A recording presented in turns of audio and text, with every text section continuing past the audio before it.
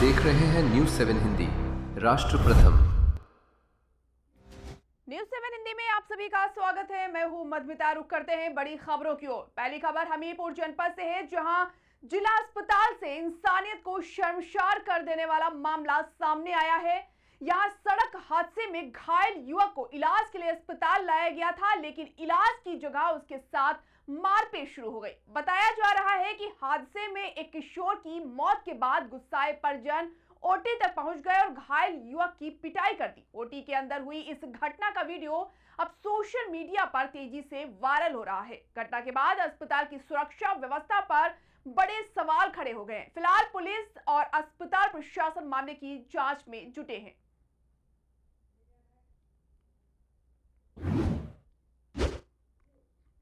मुरादाबाद में भाजपा कार्यकर्ताओं ने जोरदार जश्न मनाया, क्योंकि चौधरी भूपेंद्र सिंह ने उत्तर प्रदेश सरकार में तीसरी बार मंत्री पद की शपथ ली है। ढोल नगाड़ों और आतिशबाजी के बीच कार्यकर्ताओं ने एक दूसरे को लड्डू खिलाकर खुशी जाहिर की। भाजपा समर्थकों ने चौधरी भूपेंद्र सिंह के चित्र पर फूल मालाएं चढ़ाई और जमकर नारेबाजी भी की। मुरादाबाद के महेंद्र सिकंदरपुर गांव से ताल्लुक रखने वाले भूपेंद्र सिंह को संगठन और सरकार दोनों में मजबूत पकड़ वाला नेता माना जाता है। भाजपा नेताओं ने इसे पार्टी नेतृत्व का अहम फैसला बताया है।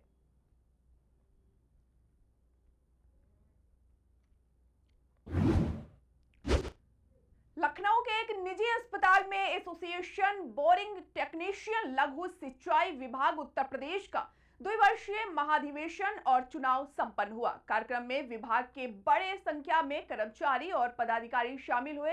अधिवेशन के दौरान कर्मचारियों ने अपनी विभिन्न समस्याओं को लेकर सरकार और प्रशासन के सामने आवाज उठाई। कर्मचारियों ने मांग की है कि लंबित समस्याओं का जल्द समाधान किया जाए, ताकि विभागीय कार्य बेहतर तरीके से हो सके। इस दौरान संगठन को मजबूत बनाने और कर्मचारियों के हितों की रक्षा पर भी जोर दिया गया। राजेश पाल है और मेरी तैनाती कानपुर में है और एसोसिएशन बोरिंग टेक्नीशियन के मैं प्रदेश अध्यक्ष हूँ और वर्तमान में मैं अवरंता पद पर तैनात हूँ। तो बोरिंग टेक्नीशियन का अधिवेशन है, 2 वर्षीय अधिवेशन। तो समस्याएं तो इसीलिए हर विभाग में संगठन बनाए जाते हैं और ये समस्याएं जो भी होती विभाग के जो भी पदाधिकारी होते हैं अपने विभाग अध्यक्ष लोगों से या उच्च अधिकारियों से शासन में जाके जो भी त्रुटियां हैं, जो काम होता है वो अध्यक्ष मंत्री जो भी संगठन होता है वो अपना निर्माण करता है, काम कराता है। एक्चुअली क्या है, मैं पहले बीटी पद पे तैनात था, अब मेरा प्रमोशन हो गया जेई पे, तो आज इसीलिए मैं अधिवेशन कर रहा हूँ कि मैं दूसरे पद पे जा चुका हूँ। तो अब जो भी इसमें अधिवेशन में चुना जाएगा वो अपना जो है इस विभाग का, इस संगठन का अपना कार्य निर्वहन करेगा। प्रत्याशी जो भी खड़े हुए हैं मेरी तरफ से, और मैं सबसे यही कहेंगे कि संगठन हमेशा अगर निर्विरोध होता है तो उसका संदेश अधिकारियों के बीच अच्छा जाता है, और जब इस तरह का समझौता नहीं होता है और चुनाव की बारी आती है तो चुनाव कराने पड़ते हैं, क्योंकि उसकी पारदर्शिता रखना जरूरी है, क्योंकि किसी के साथ भेदभाव नहीं होना चाहिए और जो भी प्रत्याशी जीत के आए हम उसी के साथ हैं। और उसको जो भी मेरी जरूरत पड़ेगी तो मैं उसके विभाग के लिए, जिस संगठन से मैं इतना बड़ा हुआ हूँ, तो मैं उसके लिए कर मिटने के लिए तैयार हूँ। जो उसे कमी की जरूरत होगी मैं उसके लिए पूरी कमी को पूरा। जो 79 की नियमावली है उसमें जो व्यवस्था दी गई है कि हमें 2 वर्ष बाद अपना अधिवेशन कराना है, और उसी अधिवेशन के तहत हम लोग यहाँ पर आज पूरे प्रदेश से बोरिंग टेक्नीशियन संवर्ग के लोग यहाँ पर एकत्रित हुए हैं। और आज इस कार्यक्रम में हमारे विभागाध्यक्ष, उनके अधिष्ठान के अधिकारीगण उपस्थित रहे।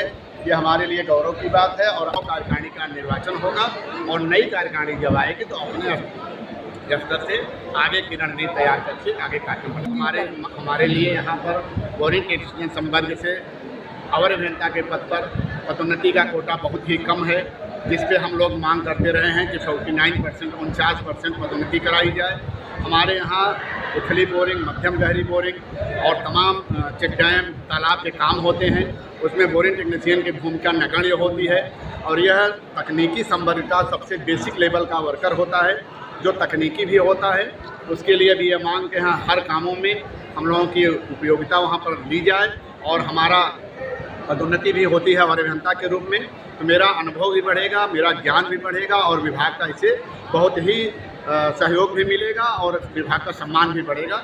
उनके पास जितने हमारे पास तकनीकी संवर्ग के यहाँ पर कर्मचारी हैं, अन्य किसी भी अभियंत्रण विभागों में नहीं है। तो मैं मानता हूँ कि हमारी पदोन्नति का कोटा, हमारे हर कामों में बोरिंग टेक्नीशियन संवर्ग की भागीदारी, यही हमारी मुख्य मांगें होंगी।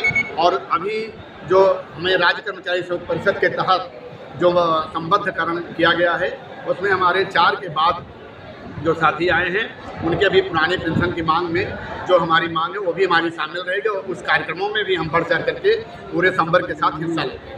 सर अपना परिचय एक बार फिर से। मैं हौसला प्रसाद मिश्र, पूर्व प्रांतीय अध्यक्ष association boring technician. Boring technician association का चुनाव है जो हर 2 वर्ष में होता है और हम लोग की संख्या लगभग 1400 है, जिसमें प्रांतीय अध्यक्ष, उपाध्यक्ष, महामंत्री, संयोजक और कोषाध्यक्ष के पद के लिए चुनाव होते हैं।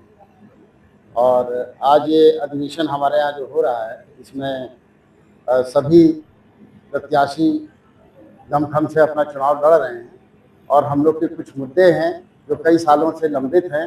उन मुद्दों को पूरा करने के लिए हम लोग प्रयासरत हैं और इसीलिए हम लोग चुनाव करवा रहे हैं। पूर्व चेयरमैन एसोसिएशन बोरिंग टेक्नीशियन लक्ष्य आज क्या कहते हैं 10/5/2024 को पूरे उत्तर प्रदेश का ये एसोसिएशन बोरिंग टेक्नीशियन का चुनाव हो रहा है, जिसमें 3 पद का चुनाव होना है। नंबर 1 अध्यक्ष, नंबर 2 कोषाध्यक्ष, नंबर 3 वरिष्ठ उपाध्यक्ष। इसमें से 3 प्रत्याशी, लगभग 5 प्रत्याशी हैं अध्यक्ष पद के लिए और 3 प्रत्याशी हैं संप्रेक्षक, क्या कहते हैं कोषाध्यक्ष और क्या कहते हैं वरिष्ठ उपाध्यक्ष के लिए। तो वरिष्ठ पद में विरोध हो चुका है, इसलिए केवल कोषाध्यक्ष और वरिष्ठ उपाध्यक्ष का चूँकि चुनाव हो चुका है, इसलिए 2 पद केवल बाकी हैं। एक कोषाध्यक्ष का है, दूसरा क्या कहते हैं मंत्री जी का है। वरिष्ठ मंत्री जो है, इसमें उत्तर प्रदेश के 3 आदमी खड़े हैं और संप्रेक्षक वर्ग 3 आदमी खड़े हुए हैं। और इस प्रकार से आज पूरा उत्तर प्रदेश का जो चुनाव होने जा रहा है, इसमें 2 वर्षीय अधिवेशन है। ये हर वर्ष का उसमें तुलना में ये एक बीच में बैठक होती है, उसके बाद क्या कहते हैं पुनः वार्षिक सम्मेलन का रूप लेता है और जो 2 वर्ष बाद, हर 2 वर्ष बाद होता रहता है। चुने हुए इंग्रेडिएंट्स और फाइनेस्ट ग्रेडिंग से बनते हैं लाजवाब टेस्टी मसाले, राजेश मसाले। क्या चटपटा है राजेश मसाला, ट्राई करिए। अच्छा, राजेश मसाले।